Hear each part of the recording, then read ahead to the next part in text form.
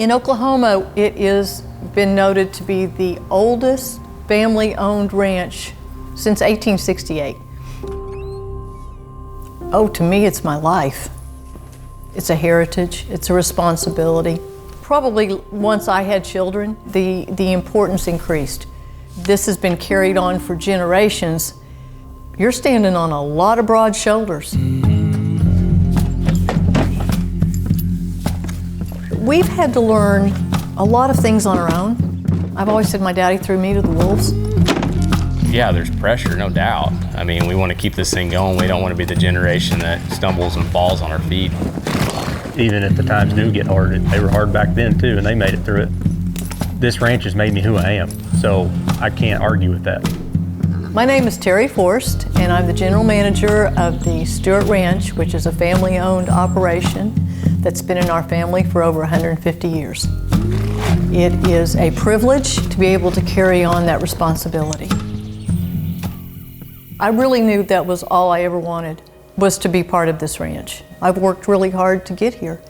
Usually get up somewhere in the neighborhood of 3:30, and I have a journal that I've kept since 2011.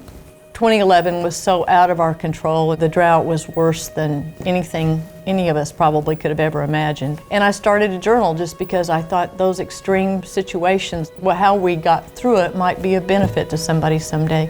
You think of the Depression and a lot of the things that prior members of our family had been through. It's a huge responsibility in my estimation. This operation needs to grow. It's a business. If the generations want to come, I want to provide them an opportunity. Stuart Ranch, I mean, it's my life. Even growing up and being a part of it your whole life, it's still pretty incredible. The ranch was founded in 1868 by my great-grandmother's grandparents. North and east of a town called Caddo in what was then Blue County, Indian Territory. We bought a ranch in Jefferson County in Waurika in the early 1990s, and we've been here ever since. And so we've got two divisions, one in Caddo and one in Waurika. Daddy bought the first registered quarter horses back maybe 1949, 1950. The mares we have today are all descendants of those first mares. We run there's about 60 brood mares. I love it. Yeah, I mean, I'm not going to tell you it isn't stressful because things happen that can be stressful, but it is my passion, so I love it. The ranch's only source of income is what we generate from cattle, horses. So that forces us to think outside the box because we don't have some sort of outside income coming in. We have got to survive on what this ranch makes. Oh, I don't know, it's a pressure. It's an opportunity. Forced us to be creative and think outside the box and and diversify the ranch as a whole. You almost think about it's a blessing and curse. So and I should have just adios. But it does get overwhelming at times, but that's what we do. We just work through it. Hold up. Living off the land, there's nothing easy about it. I think each generation has its problems. The obstacles we have and the regulations that all of a sudden pop up. I think the hardest part about keeping it successful is the world. We choose as a family to see things as opportunities. My mom basically gave me a job offer to start Stuart Ranch Outfitters. And he started with nothing. Said you can put what you make back into the operation, and he has grown it himself. It's tough love around here anyways. I mean, it's trial by fire. There was no safety net to it whatsoever. I had to succeed. For me, it's not just the outfitting side of things, it's the ranch in total. My brother and I are the sixth generation on this ranch, and so it is the utmost important for me and my brother, I believe, to carry this legacy on. Yeah, I'd like to think it's very helpful for the ranch. Robert and Clay both have created tremendous opportunities for themselves. I mean, they created the niches where they're going. Growing up as a kid, I loved horses, loved rope, loved everything about it. I just kind of evolved into being the horse trainer, and I've worked pretty hard at it for several years. He's developed the horse program and then taken it to new heights, and he's got almost that sixth sense as far as the ability to train animals.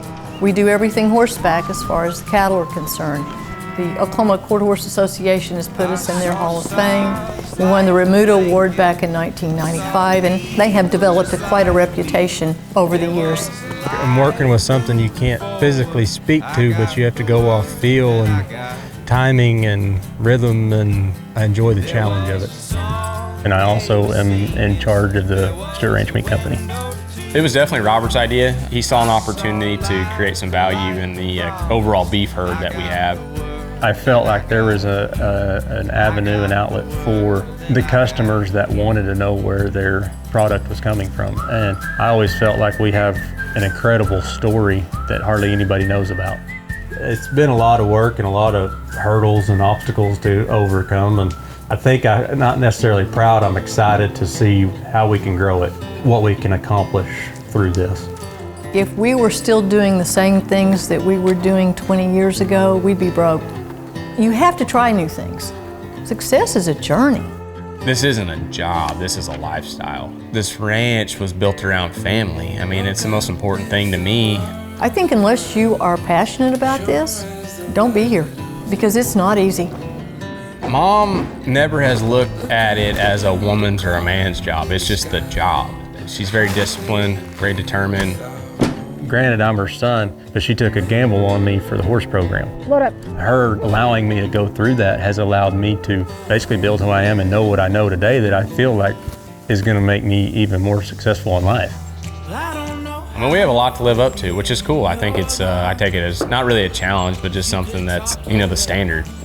I think ranching is getting to be a thing of the past. Very important to be forward thinking. I think if we don't, we're going to get stuck in the times and being efficient and profitable. I think we've got to.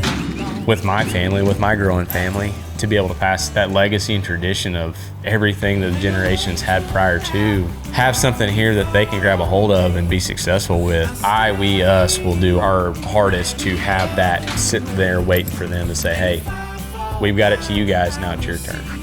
I want to make sure Coleman, he will leave for a few years. I want him to go experience some different ways of life, and he can bring new ideas and fresh ideas to maybe change things up for the better.